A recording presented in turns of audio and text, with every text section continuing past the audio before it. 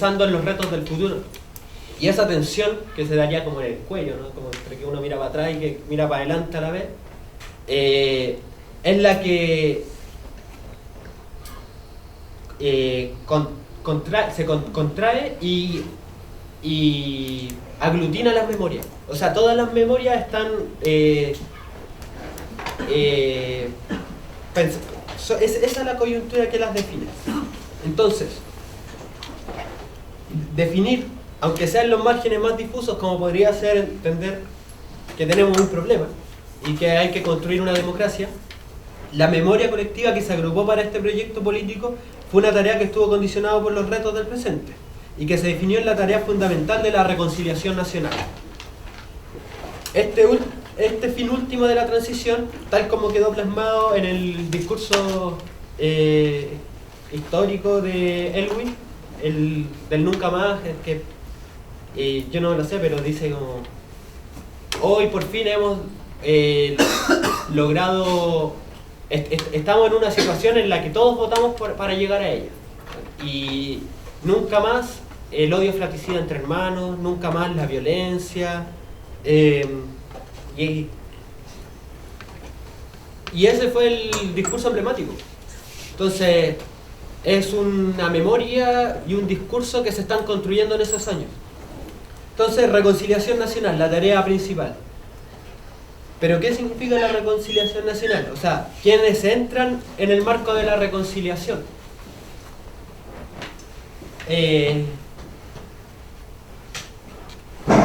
¿Y quiénes entran en el marco de lo nacional? Consideramos que el proyecto político concertacionista entendió como una tarea imposible una reconciliación nacional en el sentido más amplio del término. O sea, quedaron grupos afuera, ¿cierto? Ni perdón ni olvido es un lema clásico que obviamente está fuera de esta reconciliación nacional. En realidad se enfocó en la arquitectura de una democracia estable, y para eso hubo dos pilares fundamentales para hacer este tránsito: la derecha política y el mercado. O sea, esta antigua izquierda, la izquierda institucional, que tenía un futuro por delante, un proyecto por delante, y miraba su pasado y recordaba cuántos de los mismos dirigentes de hoy de la concertación o nueva mayoría optaron por proyectos políticos populares y por violencia política popular en su año mozos. Pero ahora lo que necesitaban era poder concretar un diálogo, una palabra fundamental de esta época, con la derecha política y con el mercado. O sea, ahí está como en esas tres patitas descansaría la estabilidad de esta democracia. En este sentido, se hace patente que la memoria emblemática que levanta la izquierda institucional respecto a los años previos al colapso democrático tiende a olvidar los hechos y los actores donde se encarna la violencia política popular como una forma de hacer democracia. Ahí hay un olvido, ¿cierto? El olvido de la violencia política popular e incluso de los proyectos políticos populares, que no todos son violentos. Con todo eso hubo un olvido. Y, en cambio, el proyecto de la transición y el relato proyectó una memoria que necesitaba tener coherencia con la memoria de los seguidores de la dictadura. Bien. ¿Sí? Ya. Entonces,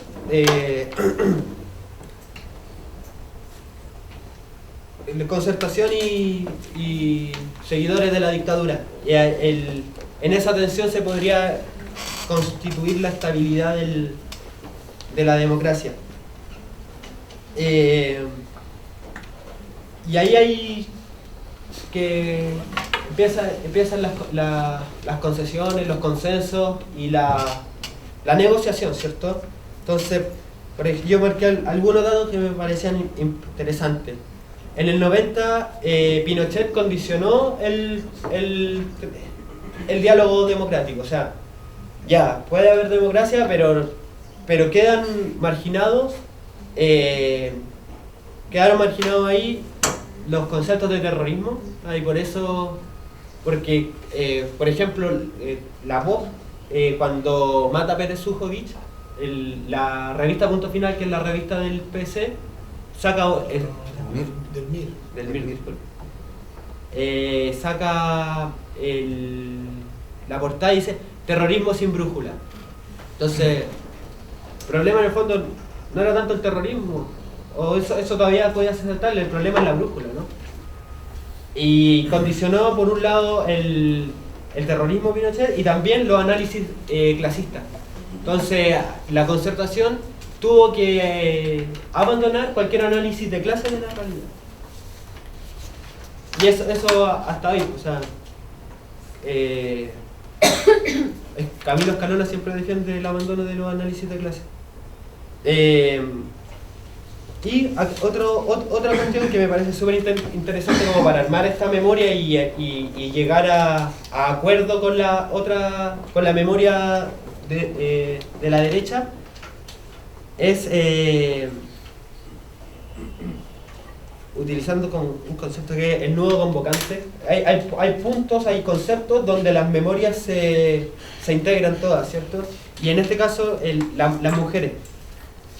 Se conceptualizan las mujeres dentro del relato mnemónico de la memoria como un nudo convocante para los dos grupos abrazados en el proyecto neoliberal o transicional, dijimos al principio. En la figura de ellas se funde la desesperación, la incertidumbre, la desesperanza y la angustia que se vivieron en los hogares durante los años que se desencadenó la violencia política popular. Fueron las mujeres, madres, abuelas, hermanas, esposas, novias, quienes hicieron las colas, quienes tenían que sobrellevar el hogar y parar la olla aún sin recursos, sufrieron esperando a los más jóvenes y a sus maridos en los tiempos de mayor violencia o cuando no llegaban después de una manifestación o durante las noches del toque de queda. Esto es un punto de concordancia donde las memorias sueltas tanto de la izquierda institucional como de la derecha se conjugan, dando pie a la aceptación de un relato común. Y ahí se va constituyendo una memoria emblemática.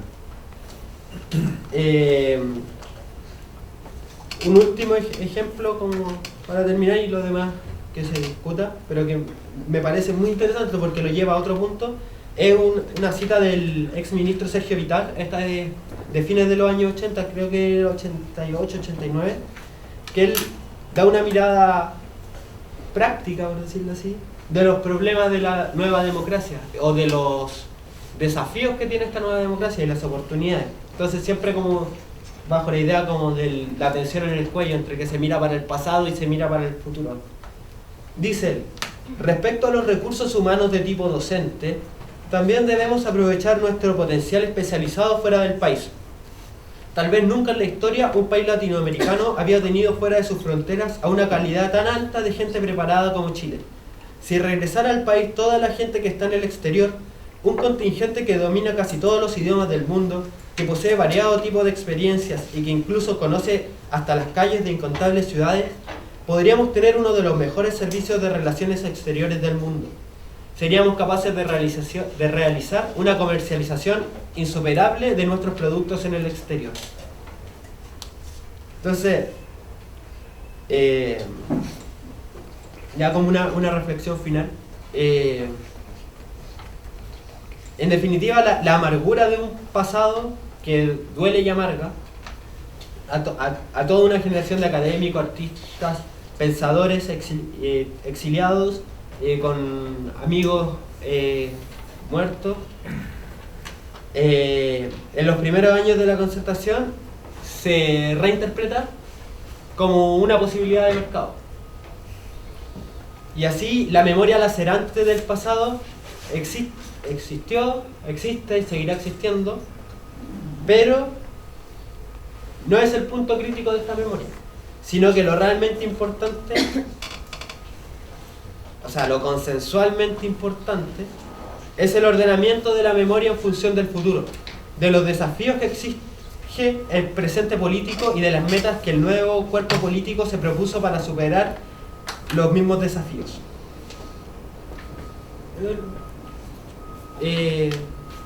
¿Me queda algo? Nada. Gracias.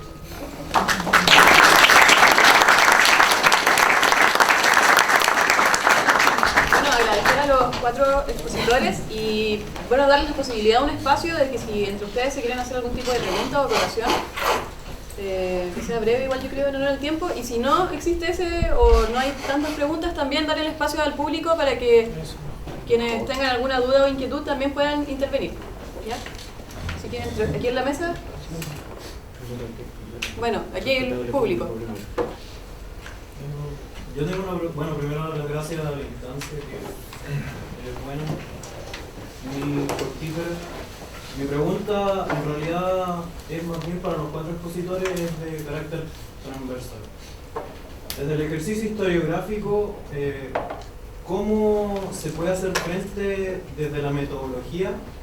Primero, al olvido entendido como una herramienta principalmente de los aparatos hegemónicos, y segundo, orientado al estudio de la violencia enmarcada bajo la hipersegregación de los relatos en torno a la óptica postmoderna. No sé si me expliqué bien. Eso. ¿Queda alguna otra pregunta también dentro del público? Podría ser por acá. Si bien la discusión de violencia es bastante contractual, porque la violencia para mí en este caso es la que vivimos todos los días, la que el sistema hace que nuestros abuelos estén ganando un sistema de pensión vulnerable. Es la violencia sistémica, en la que la estructura provee y hasta los puntos afines que quiera llegar que sea. Bajo esa lógica sería interesante analizar el fundamentalismo democrático en el que vivimos. Estamos potencialmente imbuidos en una sociedad que hace creer que estamos en plena democracia. Sin embargo, nuestra convergencia de ideas y qué es lo que necesitamos para el recambio, para el progreso ya es una metáfora demasiado literaria. Pero sí para en esto de la violencia buscar un punto en donde la memoria emblemática de la violencia no sea institucional, porque la memoria que nosotros recordamos o de la violencia que queremos recordar es la que la institución provee para que nosotros recordemos. Entonces la pregunta sería, históricamente, ¿cómo podemos romper tal vez la metodología para volcarnos a un estudio que desde la democracia nos provea una nueva memoria, una nueva historiografía? ¿Cómo renovamos nuestra historiografía? Porque yo siento que estamos en crisis. En el momento que nos podemos estudiar, obviamente, con las mismas lecturas que ya están en desuso. Eso básicamente, o sea, ¿cómo podemos proveer este nuevo emblema de la memoria y de la violencia? Que no sea la que se nos quiere decir, sino la que nosotros, a través de la ruptura histórica, como se dijo en este coloquio, se puede dar. Eso básicamente. ¿Alguna otra pregunta? Igual es súper corta en realidad la pregunta para el profesor Llano, sobre la primera premisa que tocó sobre que la violencia, no recuerdo literal, pero algo así como que la violencia era una ruptura en la continuidad. Entonces, quería saber a qué tipo de, si se refiere específicamente a la violencia guerra o a la violencia en general, porque al parecer la violencia no parece una discontinuidad, sino una continuidad en el devenir histórico. O sea, por lo menos... ¿Queda alguna otra pregunta?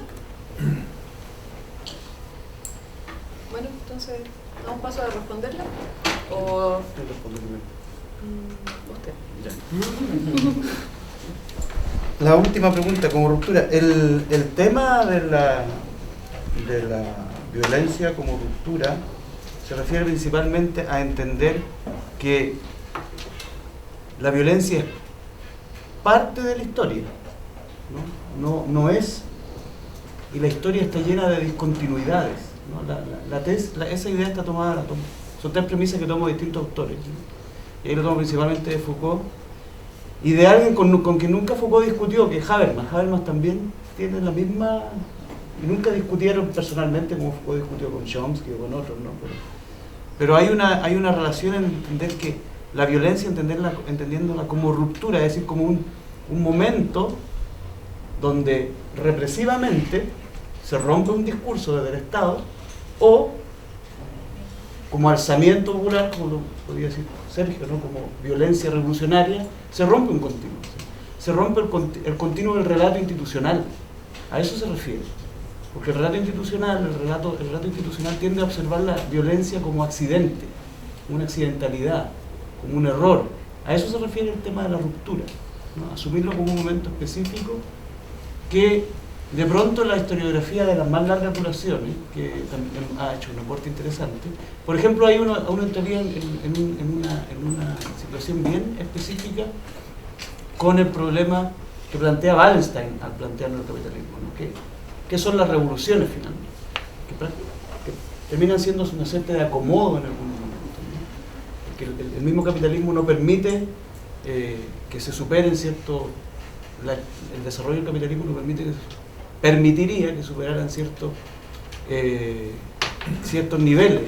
Pero más que nada el tema a eso se refiere a la ruptura, romper el relato de una historia continua, institucional, ¿no? Romper el relato un poco de la historia nacional, ¿no? A eso se refiere. Que presenta las cosas como continuidades, ¿no? Como errores, accidentes, excesos, ¿ya? Suerte de irracionalidad, ¿ya? Porque la historia nacional sería racional, ¿no? Y esos son momentos irracionales. Voy a tratar de cubrir todo para que después no volvamos al mismo. Sobre lo que preguntaba aquí, el tema historiográfico, muy buena pregunta, bueno, todas las preguntas buenas, pero el tema metodológico es un tema interesante. Yo creo que el olvido, yo creo que ahí el profesor Sergio puso un punto interesante que podría ayudar a resolver ese problema metodológico. Yo creo que hay que definir bien qué tipo de olvido, qué cosas consideras tú, ¿no? Dentro de qué olvido estás manejando, o sea, acotar, ¿no? Y en relación a la violencia, ese olvido, acotar el concepto de violencia, ¿no? Yo creo que una lectura crítica de las fuentes, unas fuentes que se usaron durante mucho tiempo, puede entregarnos nuevamente esos olvidos, ¿no? El olvido sobre proyectos políticos alternativos, ¿no? El olvido sobre asambleas, procesos constituyentes, ¿no? Están ahí. El tema es que las generaciones nuevas, como usted, tendrán que leerlo con sus propias preguntas y sus propios márgenes. Yo creo que cuando en este tema de la dispersión, cuando la cosa se diluye mucho, también puede reinar un poco la confusión. Y yo creo que hoy, mirando lo que nos desafía también Sergio, hoy, mirando más fuera también y mirando adentro, hoy creo que la fragmentación posmoderna, que trajo también sus beneficios, ¿no? Para las discusiones, hoy día también aparecen nuevamente las discusiones reaparece en muchas discusiones, algo que durante un tiempo algunas elucubraciones teóricas habían sancionado como terminada, ¿no? Que son las clases sociales, ¿no? Hoy día las clases sociales, que en mi opinión no desaparecieron, ¿no? Pero hablando de lo que menos se decía, se habían diluido, incluso por ahí alguno dijo que se había acabado el trabajo, ¿no? El fin del trabajo, más de un entusiasmado con Fukuyama, ¿no? Entonces, creo que esas cosas van a aparecer, ¿no? Y esas cosas irán acotando un poco y el tema yo creo que ahí el tema, lo que pregunta Gabriela, me resulta inquietante. Yo creo que al receptor del discurso institucional no hay que considerarlo como un receptor pasivo, ¿ya? O sea, creo que tenemos que sacarnos esa lógica de que los que reciben el relato son pasivos y se lo creen todo, ¿ya? Yo creo que hay dinámicas mucho más complejas, ¿no? Mucho más críticas. Si no caemos, caemos en un pesimismo, casi existencial, ¿no? Inmovilizante, metodológicamente e incluso socialmente, ¿ya? Y bueno, después con los exponentes mejor la observación se nos va a ir el rato. Yo quería un poco centrarme en lo que dijo la compañera sobre renovar la historiografía nacional en torno a nuevas lecturas. Y con lo que dice el profesor Iván Llano sobre el receptor, también nivelar un poco a los sujetos que estudiamos de ciertas visiones que pueden ser incluso erradas. Y en torno al tema que nos convoca la violencia, por ejemplo, ver si existe en la historia el hombre no violento. Porque buscamos constantemente en la historia ciertos tópicos que al final pueden ser discusiones sin fondo. Eso. Profesor. Bien, hay dos preguntas que se pueden tal vez unir en una respuesta. Las dos primeras preguntas, ¿cómo hacer frente al olvido y cómo superar el discurso o el paradigma democrático oficial? Yo creo que hay tres grandes ejes o tareas. Dos que son específicos de los y las historiadores y otro que es de toda la ciudadanía que se proponga esta tarea. Voy a comenzar por esto. La memoria siempre ha sido un campo en disputa. La memoria social, o las memorias sociales, en ese sentido, me parece muy útil lo que aquí señalaba el compañero respecto de esta conceptualización de Steve Stern sobre las memorias emblemáticas. La memoria es siempre un terreno en disputa al interior de una determinada sociedad entre grupos sociales que, por tener intereses distintos y por tener características distintas, se enfrentan también, no solo en el plano de la lucha económica, la lucha política, a veces la lucha militar, también en el plano cultural, ideológico y de la memoria. Por eso se ha hablado con justa razón respecto del pasado relativamente reciente de nuestra historia nacional, no somos los últimos 50 años, de una batalla por la memoria. Ahí hay un campo en disputa que se va a mantener durante muchísimo tiempo. ¿Ya? Hay que dar esa batalla por la memoria, pero esa batalla por la memoria tenemos que darla junto a la ciudadanía o una buena parte de la ciudadanía. Aquella parte de la ciudadanía que no está dispuesta a olvidar hechos traumáticos de nuestra historia reciente y que se propone recordarlos en una dirección adecuada, esto es, en una perspectiva que reivindique explícita o explícitamente a lo menos los derechos humanos y la soberanía popular. Dicho sea de paso, les voy a contar una información que la recibí hoy día justo antes de irme para acá, que me parece increíble. Un ex alumno pasó a conversar conmigo, un alumno recientemente egresado, y a grabarme un video para que los apoyara en una causa local. Él es de Linares y me contó algo increíble. En la plaza de armas de Linares hay un busto a Augusto Pinochet. Es el único monumento público Pinochet. Yo no tenía idea. Y no fue puesto ahí durante los años de la dictadura, sino que el año 1991. Es decir, es un hecho increíble. Bueno, ahí hay que desarrollar una batalla ciudadana por la memoria. Y ustedes acá en Valparaíso tienen la estatua a Merino. Bueno, y así podemos seguir. ¿Ah? Que está la estatua Merino en los jardines del Museo Marítimo y Naval, ahí en el Cerro Artillería, Paseo 21 de Mayo. Uno sube una escalerita, ustedes lo deben conocer mejor que yo,